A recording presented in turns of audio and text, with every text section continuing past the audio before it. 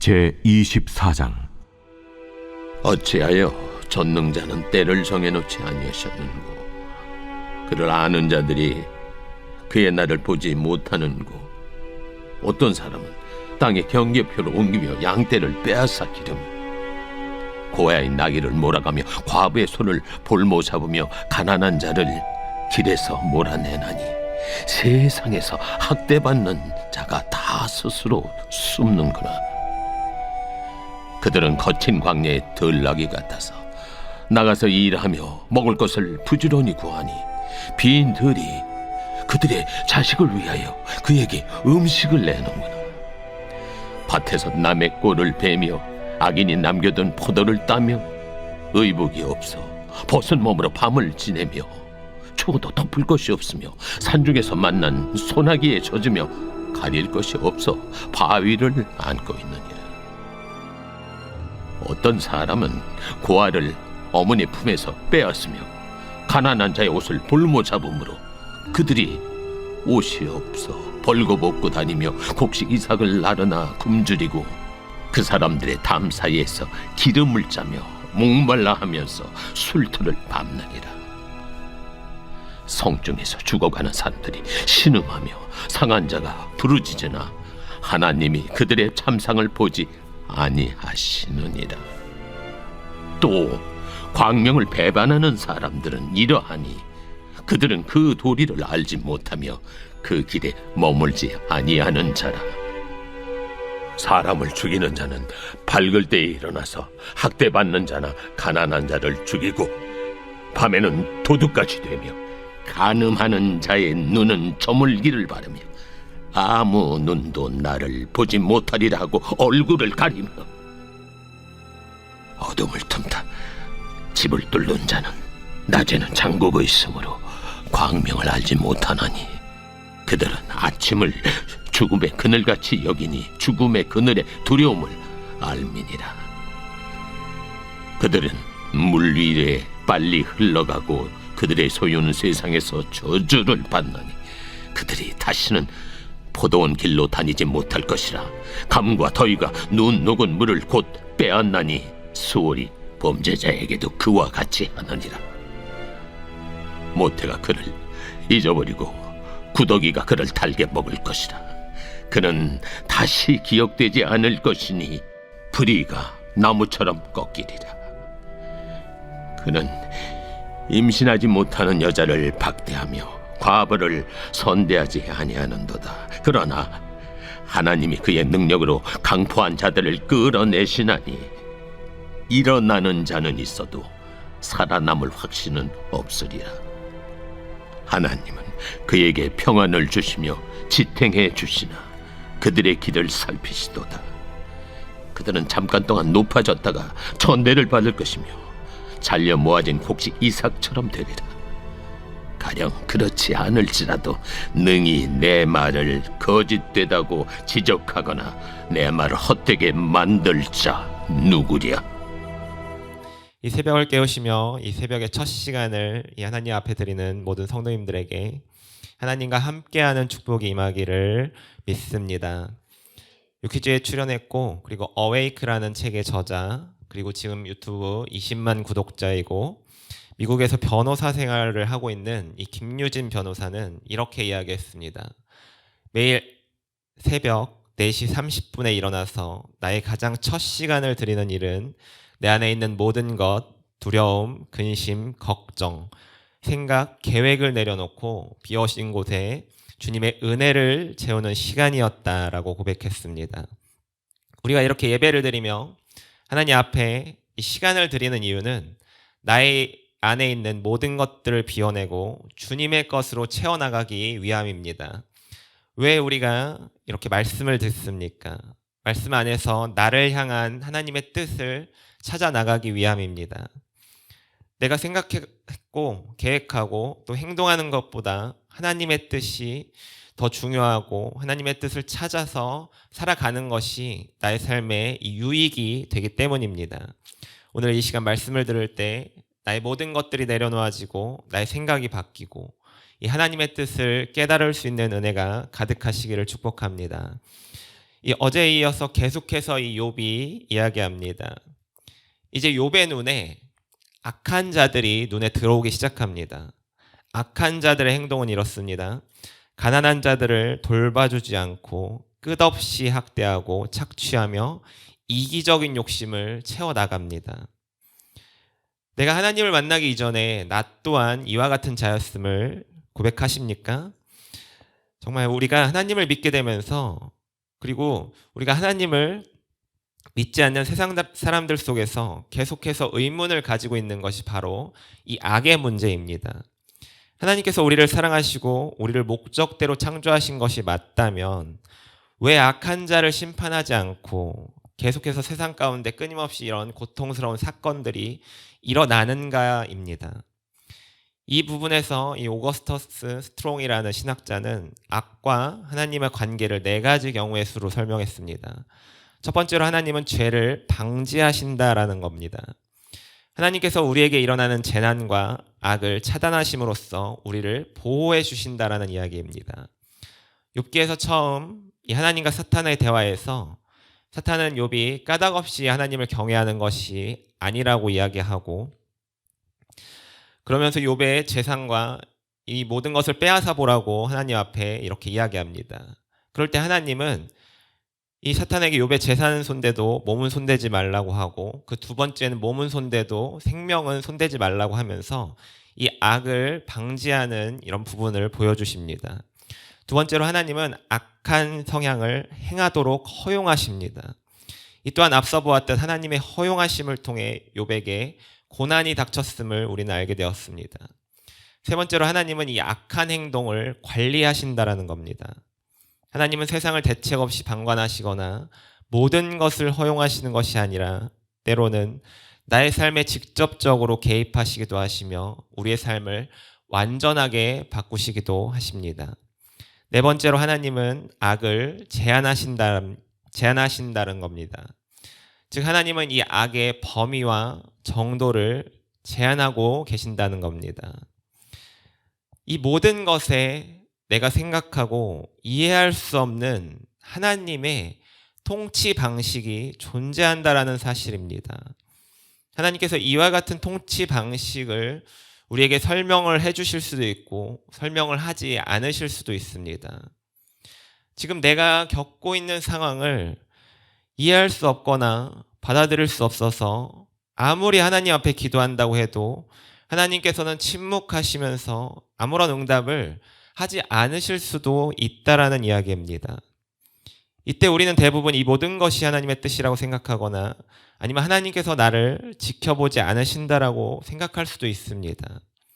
그러나 우리는 내가 겪는 모든 고난이 하나님의 뜻이 아닐 수 있지만 고난 가운데서 이 하나님의 뜻을 찾아 나가야 할 필요가 우리에게는 있습니다. 지금 욥은 계속해서 이를 찾아가는 과정 중에 있는 사람입니다. 시작은 사탄의 공격으로부터 시작됐지만 욥기가 진행되면 될수록 욥의 고난의 시간과 크기가 커지면 커질수록 처음 욥의 생각에 비해서 욥은 계속해서 이 생각이 달라지고 있는 모습을 보여줍니다. 상황이 좋을 때, 모든 것을 누리고 있었을 때, 그렇게 알지 못했었던, 깊게 생각하지 않았던 그런 부분들을 이 고난이라는 도구를 통해서 자기가 생각하고 바라왔던 하나님의 존재를 새롭게 느끼는 부분들이 있다라는 이야기입니다. 오늘은 욥이 악인들에 대해서 이야기하면서 악인들에게 당하고 있는 약자들에 대해서 시선을 돌리는 모습을 보여줍니다. 이전에 욥은 재산이 많았고 자녀들도 있고 그리고 종들도 많았기에 그냥 종들을 이렇게 배려하는 모습들을 보여줬지만 그때는 그들의 마음을 깊게 들어가 보지 못했었습니다. 그저 표면적이고 단편적인 내용들만 알았을 뿐입니다. 그러나 지금 이 순간 욥은 자기의 모든 것을 잃어버렸고 이제 이들과 같은 눈높이에서 이들의 삶이 어떠한지에 대해서 지금 살펴보고 바라보게 되었다는 겁니다. 본문 4절을 보면 가난한 자를 길에서 몰아내나니 세상에서 학대받는 자가 다 스스로 숨는구나. 이 당시 시대에 길로 간다라는 것 하나만으로도 다른 사람들에 비해 힘이 있고 또 무리가 있음을 의미합니다. 또한 힘이 있는 사람들을 위해서 이 길을 만들었기 때문에 가난한 자들이 길에 있는 것을 불편해하고 기분 나빠했고, 그렇게 이들은 길을 통해서 걸어갈 수조차 없었습니다. 사람들 눈에 띄지 않도록 이렇게 숨어서 살아갈 수밖에 없었던 겁니다. 지금 욥은 1절부터 12절까지 계속해서 자기가 아닌 다른 사람들의 문제와 아픔에 눈을 돌리기 시작합니다. 그의 고통이 눈을 열어주고 아픔이 욥을 계속해서 성숙하게 하고 있는 모습입니다. 때로 고난은 우리를 성숙시킵니다. 우리가 누군가 어려운 일을 당해서 위로하러 간다고 했을 때 그저 표면적인 말로 위로하기는 굉장히 어렵습니다. 그러나 내가 그 사람과 동일한 상황에 처했을 때 그 위로는 굉장히 강한 힘을 발휘합니다. 자녀의 고난이 있을 때 자녀의 고난으로 어려움을 토로하는 사람을 상담해 줄 수 있고, 부부의 고난이 있을 때 부부의 어려움을 토로해 주는 사람을 상담해 줄 수 있습니다. 때로는 같은 처지에 있다라는 사실 하나만으로도 내가 별다른 말이나 이런 제스처를 취하지 않았는데도 그저 같이 있는 것만으로도 상대방이 위로를 받습니다. 저 사람도 나와 동일한 아픔을 겪었구나. 그런 동질감을 통해서 서로가 서로를 위로하게 되는 것입니다. 그래서 우리 예수님께서 이 땅에 내려오셨습니다. 그것도 완전한 신이신 예수님께서 완전한 인간으로 이 땅에 오셨다는 사실입니다. 아기의 모습으로 태어나셨고 또 성장 과정을 거치셨고 왕의 자녀가 아니라 평범한 목수의 아들로 오시면서 낮은 자들과 함께 하셨습니다. 게다가 이 예수님은 사역의 순간에 높은 사람들이 아닌 세리나 창기, 문둥병자와 같이 소외받는 사람들에게 다가가셨고, 그분의 제자들 또한 어디 하나 특출난 것이 없는 사람으로 그런 사람들을 제자로 부르셨습니다. 우리가 같은 처지에 계심으로써 나의 모든 상황을 공감하시며 위로하시는 이 사랑을 보여주신 겁니다. 우리 주님께서 가장 위대한 상담자가 되심은 이러한 이유 때문입니다. 그저 신적인 존재로서 내가 너를 안다, 아무리 우리를 안다라고 말씀하셔도 우리 마음속에 무언가 멀리 계신 것 같고 그렇게 크게 마음에 와닿지 않음을 아시고 나와 같은 위치, 나와 같은 상황에 처함으로써 그렇게 큰 은혜를 우리에게 보여주신 것입니다. 이제 욥의 고난은 자기를 바라보는 것을 넘어서고 있습니다. 이전까지 욥은 계속해서 자기가 처한 상황에 대해서만 이야기했지만 이제 욥은 자기가 아니라 세상을 바라보고 있습니다. 그러면서 세상 가운데 이 고통받고 고난당하는 사람들을 더 많이 이해하고 알아가고 있습니다. 내가 고난을 당하면 왜 사람들이 저렇게 살 수밖에 없는지 알게 됩니다. 내가 힘들어 봐야 남도 힘들다는 것을 우리는 알게 됩니다. 그래서 판단과 정죄를 하지 않게 됩니다. 판단과 정죄는 굉장히 교만한 행위인데 내가 그들보다 높은 위치에 있다고 생각하면서 그들이 왜 그렇게 살아가는지에 대한 관심조차 없습니다. 그러면서 상대방이 처한 현실에는 관심도 없으면서 계속해서 나의 기준에 의해서 저 사람 왜 저렇게 살아? 나는 절대 저렇게 살 수 없어. 그렇게 살면 안 되지. 왜 그러는 거야? 이렇게 말하면서 이해하지 못하겠다는 식으로 사람들에게 이야기합니다. 하지만 우리 그리스도인들은 이런 사람이 되는 것이 아니라 모든 사람이 그 사람을 향해 비난해도, 모든 사람이 그 사람을 향해 욕을 해도 왜 그 사람이 저렇게 살아가려고 하는지, 살아가야 하는지를 이해하려 하지 않더라도 나는 그 사람을 이해해주고 받아주고 그 사람과 같은 마음을 가짐으로써 우리가 그 사람에게 다가가서 위로해주고 공감해주고 그 사람을 사랑해줘야 할 필요가 있습니다. 로마서 12장 15절은 이렇게 말합니다. 즐거워하는 자들과 함께 즐거워하고 우는 자들과 함께 울라. 이제 욥은 자기의 고통만을 바라보지 않습니다.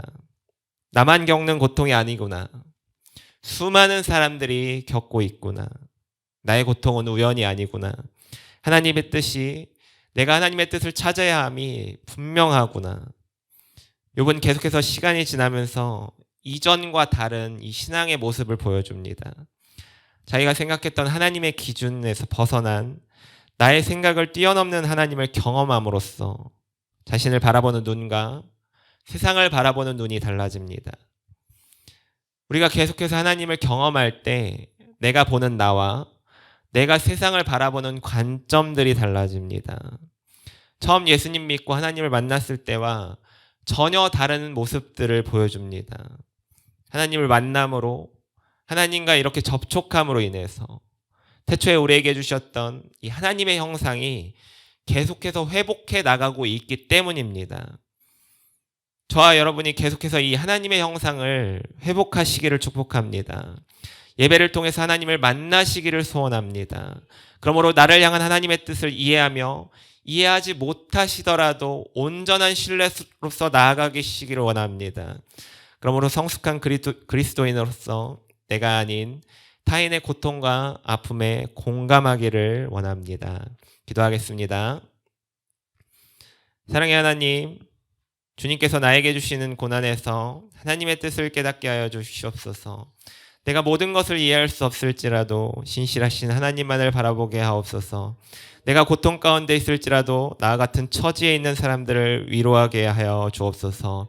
예수님의 이름으로 기도합니다. 아멘.